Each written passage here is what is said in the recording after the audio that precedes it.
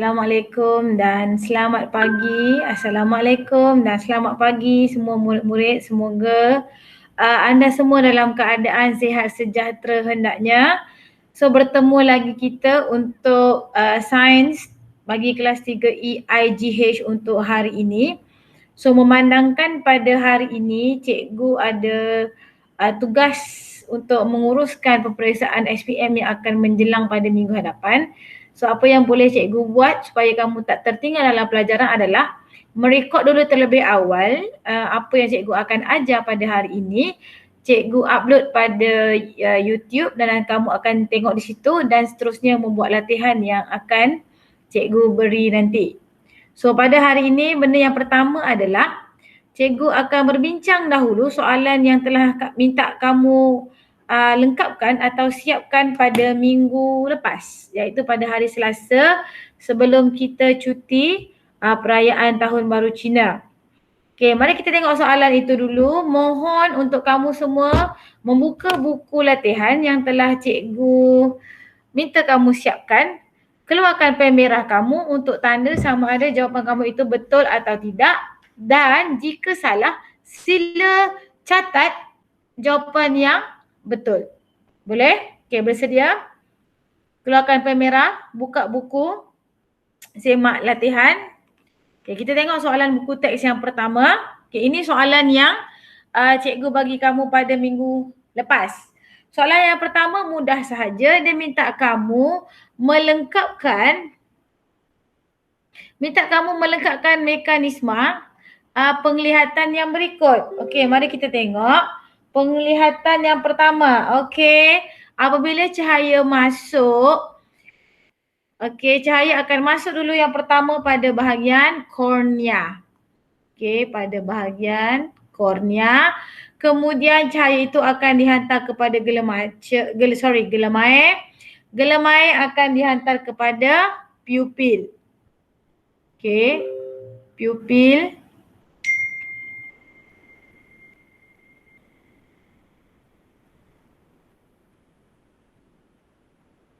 Okey, hantar kepada pupil.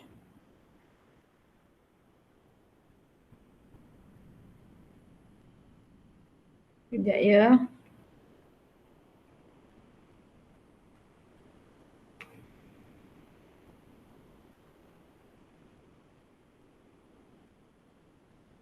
Okey, hantar kepada pupil.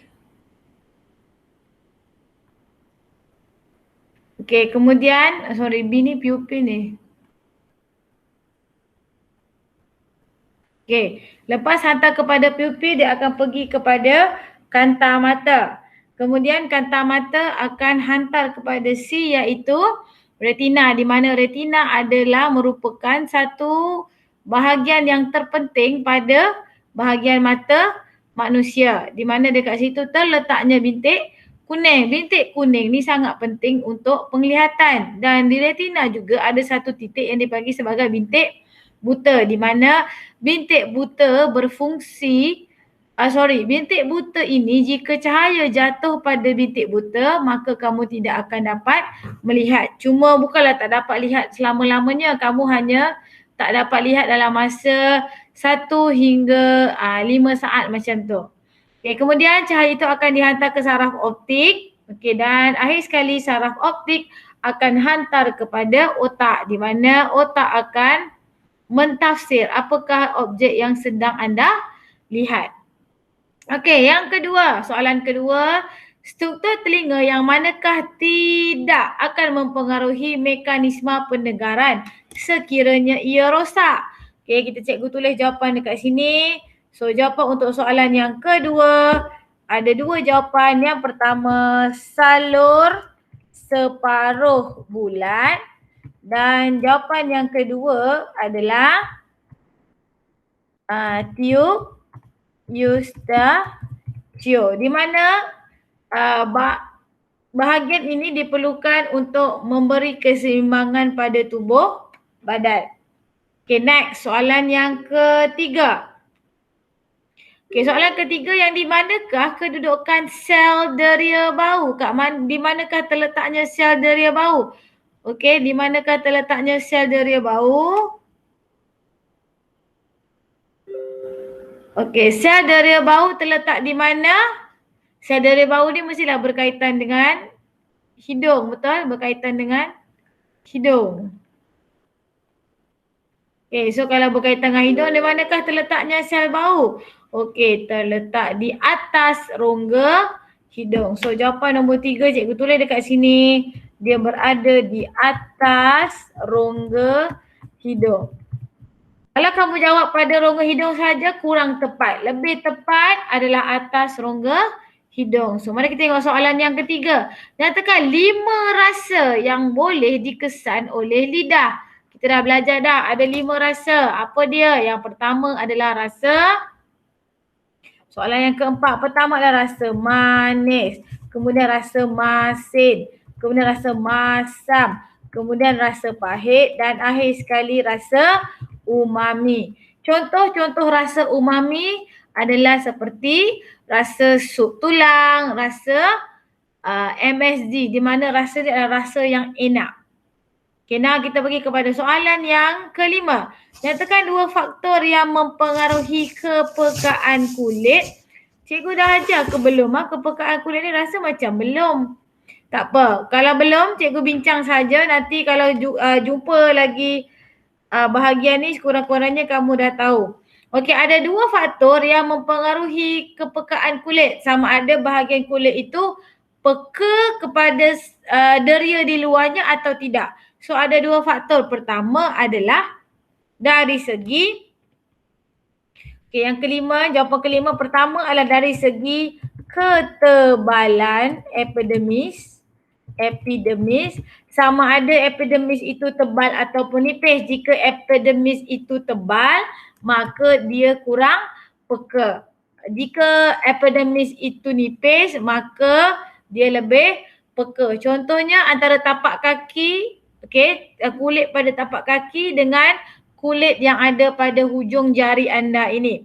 Kulit pada tapak kaki epidermisnya lebih tebal. Maka kalau kamu terpijak objek-objek yang keras seperti batu, dia tidak terlampau sakit. Berbanding jika hujung jari anda ini ketebalan epidermisnya nipis, ketebalan epidermisnya kurang. Sebab tu orang yang tidak boleh melihat atau kita panggil sebagai orang buta, bacaan braille, buku braille yang mereka gunakan adalah dengan menggunakan hujung jari. So dengan hujung jari dah mereka akan membaca. Mereka akan sentuh titik-titik pada buku braille untuk mereka baca kerana ketebalan epidermis pada hujung-hujung jari ni adalah nipis. Okey, yang kedua, faktor yang kedua adalah bilangan reseptor. Okey. Bilangan reseptor ni adalah berapa banyak kuantiti reseptor. Sama juga. Kenapa doktor selalunya kalau dia injection, dia akan injection dekat punggung? Kerana bilangan reseptor di punggung itu kurang. Maka dia kurang rasa sakit. Kenapa dekat punggung juga? Sebab epidermis dekat punggung lebih tebal. Maka rasa sakit itu akan kurang berbanding pada bahagian lain. Okey dah, soalan yang terakhir iaitu soalan yang keenam. Nyatakan jenis rangsangan yang dapat dikesan oleh lidah, 1 markah. Dan jelaskan bagaimana rangsangan ini dapat dikesan oleh lidah. So apakah rangsangan yang dikesan oleh lidah? Okey, lidah boleh mengesan nombor 6. Okey, 5 rangsangan yang boleh dikesan oleh lidah adalah 5 rasa tadi, iaitu rangsangan adalah tadilah manis, masam, pahit, masin dan umami. Okey, lepas tu dia tanya pula, jelaskan bagaimana rangsangan ini boleh dikesan oleh lidah. Okey, so kamu ceritalah bagaimana mekanisme ni boleh dikesan. Okey, so rasa ini, ini ayat yang jawapan yang untuk yang kedua. Okey, rasa-rasa di atas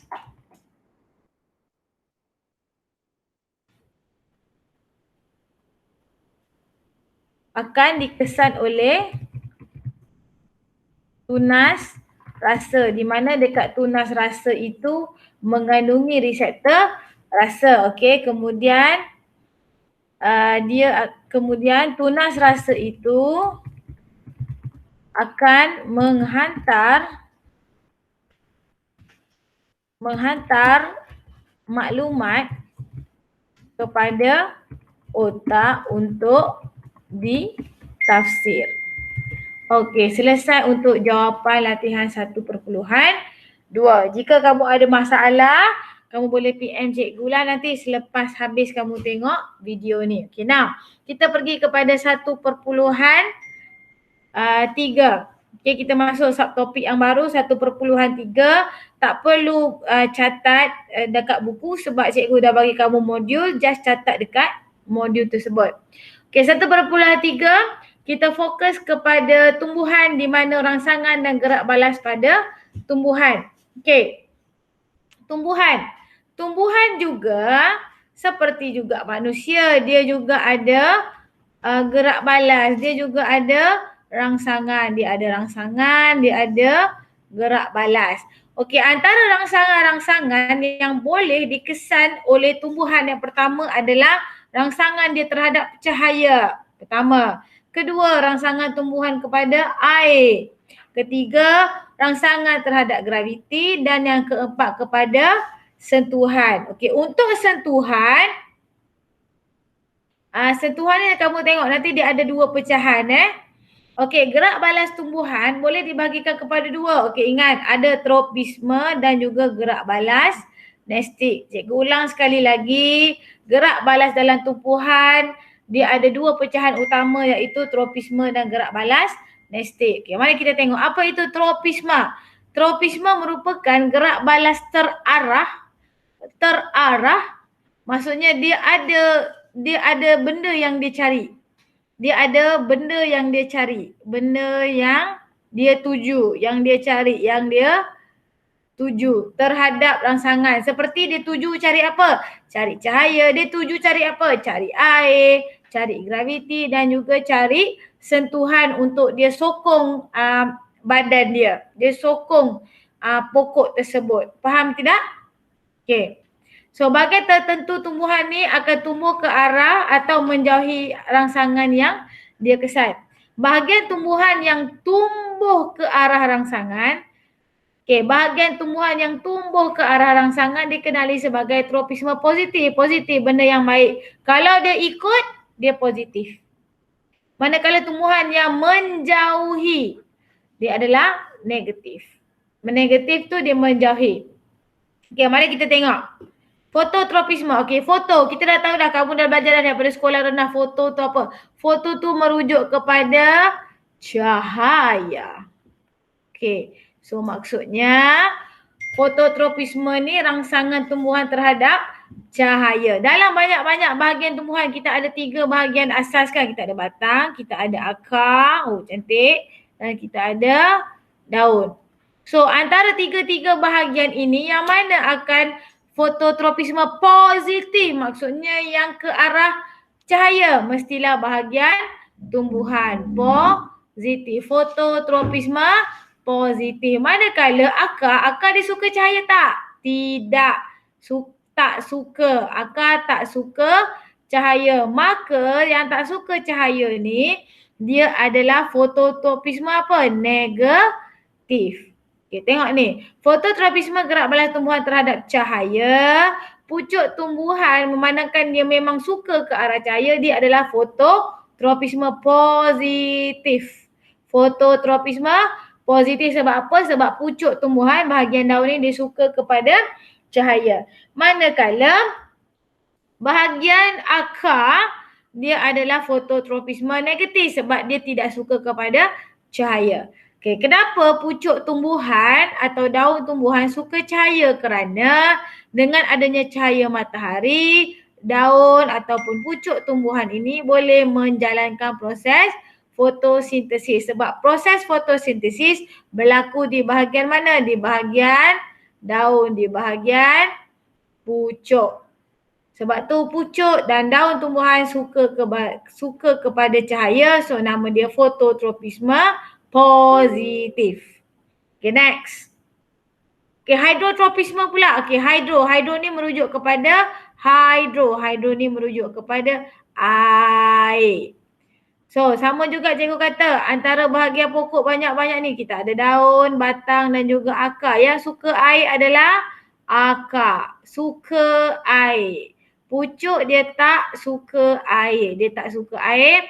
So, hidrotropisme adalah gerak balas terhadap air. Akar tumbuhan menunjukkan hidrotropisme positif. Kerana akar akan pergi ke arah air untuk mencari garam mineral. Untuk apa? Untuk juga menjalankan proses fotosintesis. Tapi pucuk ni dia tak pergi ke arah air, maka dia adalah hidrotropisme negatif. Cikgu ulang sekali lagi ya. Akar dia suka dekat air, maka dia adalah hidrotropisme positif sebab dia suka dekat air. Dia cari air untuk menjalankan proses fotosintesis. Tapi pucuk dia tak suka air. Dia tak pergi ke arah air, maka dia adalah hidrotropisme negatif. Okay, now, geotropisme. Okay, geotropisme adalah gerak balas tumbuhan terhadap graviti. Okay, graviti, dia suka mencari graviti. Graviti ke atas ke kat bawah? Graviti mestilah ke arah bawah. Tak pernah lagi orang graviti ke atas. Macam kita pun berdiri disebab kita boleh berdiri dengan betul, tak terapung-apung disebabkan oleh graviti bumi. Kalau tak, kita pun akan terapung-apung. Okey, akar tumbuhan menunjukkan geotropisme positif. Akar geotropisme positif sebab akar ni akan tumbuh ke bawah ikut arah graviti. So, akar ini adalah geopositif. Geotropisme positif. Tapi pucuk dia tak suka kat graviti, dia geotropisme negatif. Geotropisme positif membolehkan akar tumbuh jauh ke dalam tanah untuk mencengkam. Satu, lalu menstabilkan kedudukan tumbuhan ini pada tanah. Manakala pucuk tumbuhan pula menunjukkan geotropisme negatif. Pucuk atau bahagian daun negatif sebab apa? Sebab dia tidak ke arah graviti, dia menentang arah graviti. Okay, next. Okay, tigmo. Okay, tigmotropisme. Tigmotropisme adalah gerak balas terhadap sentuhan. Okey, sentuhan tadi ada dua kan. Satu sentuhan, satu gerak balas nestik. Kita tengok macam mana. Sulur paut atau batang yang melilit menunjukkan tigmotropisme positif. Ada setengah tumbuhan, dia perlu tumbuh dengan keadaan di mana batang dia ni akan melilit pada objek-objek seperti kayu, daun besi, pagar. Contohnya macam bunga seri pagi. Bunga seri pagi ni dia kena lilit dekat something baru dia boleh hidup, baru dia boleh survive. Itu nama dia tigmotropisme positif. Selalunya adalah bahagian batang tumbuhan. Sulur paut ataupun batang adalah tigmotropisme positif. Okey. Gerak balas ini membolehkan tumbuhan tumbuh secara menegak dan boleh cahaya matahari. Mungkin ini untuk tumbuhan-tumbuhan yang batang lembut. So, batang dia lembut, dia perlukan something untuk berpaut supaya dia boleh melengkar dan naik ke atas untuk mencapai cahaya matahari serta memperolehi sokongan. Okey, manakala akar iaitu pada bahagian akar tumbuhan ni, bahagian akar ini adalah tigmotropisme negatif. Sebab apa? Sebab dia tidak menghala ke bahagian yang boleh lilit. Okay, akar dia hanya ke bawah untuk mencari air dan juga mencari graviti. Okey, ini contoh-contoh tumbuhan yang tigmotropisme positif. Tengok ni dia lilit.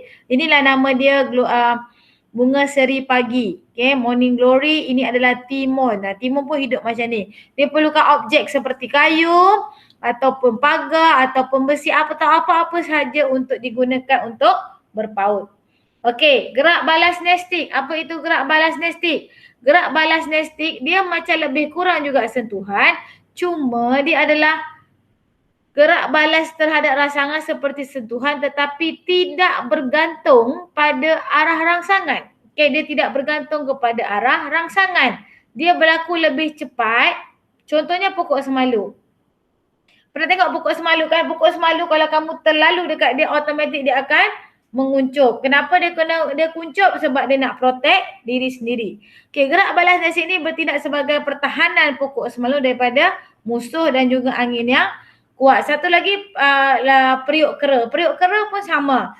Jika kita kacau dia, automatik dia akan tutup sebab dia nak pertahankan diri dia. Tapi dia tidak ada rangsangan. Dia hanya kalau kita tersentuh, dia akan bertindak untuk mempertahankan diri dia. Okey, ini contoh periuk kera. Rafflesia pun sama. Okey, next. Okey, habis dah topik 1.3, sangat senang. So apa yang cikgu perlu kamu buat sekarang, macam biasa, keluarkan buku latihan kecil, rujuk buku teks muka surat 35, sila siapkan latihan 1.3. Kelas seterusnya nanti kita akan bincang latihan 1.3 dan kita akan teruskan dengan pembelajaran 1.4. Okey, ada soalan? Okey, tak ada soalan. Itu sahaja. Nanti kalau apa-apa boleh PM cikgu. Okey, bye-bye. Okay.